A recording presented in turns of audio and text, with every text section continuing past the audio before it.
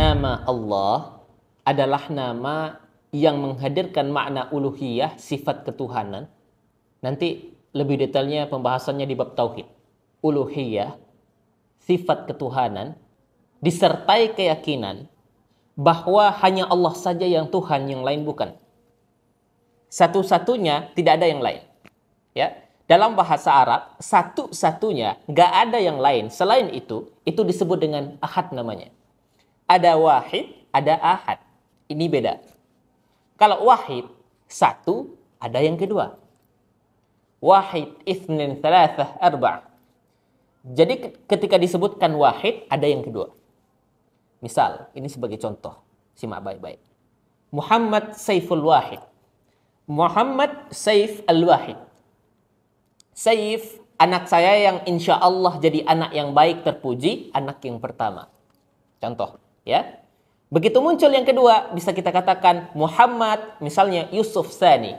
Yusuf, anak saya yang kedua, yang mudah-mudahan jadi baik juga. Jadi, jikalau disebutkan wahid, ada yang kedua. Paham ya? Maka setiap ada kata wahid, ingin ditujukan kepada Allah, meski didahului dengan kalimat ilah, supaya menunjuk kepada Allah yang itu saja, bukan yang lain.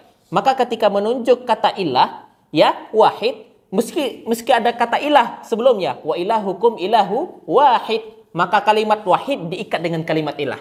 Tapi dia nggak bisa berdiri sendiri. Kalau ingin kita katakan satu ini aja, nggak ada yang lain, pokoknya nggak ada dua, nggak ada tiga, nggak ada yang lain, nggak ada setengah, nggak ada yang lain, maka kalimatnya ahad. Karena itulah ketika Allah memperkenalkan sifat ketuhanannya, disebut namanya Allah, satu, nggak ada yang lain. Quran surat ke-112 turun. Qul wallahu ahad. Quran ke-112. Qul, katakanlah Muhammad, kalau mereka bertanya, siapa Tuhanmu? Karena ketika Nabi mengerjakan sesuatu, orang-orang Arab dulu bertanya, siapa Tuhanmu Muhammad? Setiap bertanya, Rob.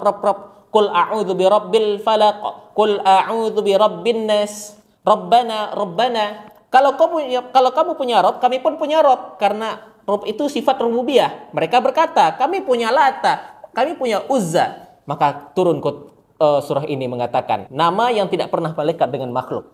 Karena ingat, sifat Khalik mesti berbeda dengan makhluk. Ini dasar berpikir yang mudah.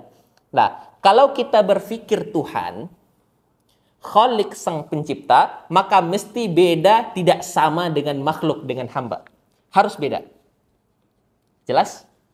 Jadi gini, kalau makhluk ada yang kuat, berarti Tuhan mesti lebih kuat. Ya, kalau makhluk dengan Tuhan sama-sama kuat, ngapain dipertahankan?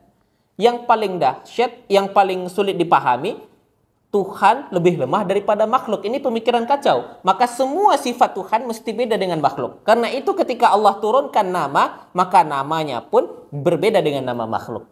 Perhatikan baik-baik. Kata Allah pertama dari segi namanya, namaku Allah, sifatnya ahad. Dari sifat namanya saja, bukan hanya Tuhannya, sifat namanya saja, nama Tuhan mesti beda dengan makhluk. Kata Allah, sifat namaku ahad, satu-satunya.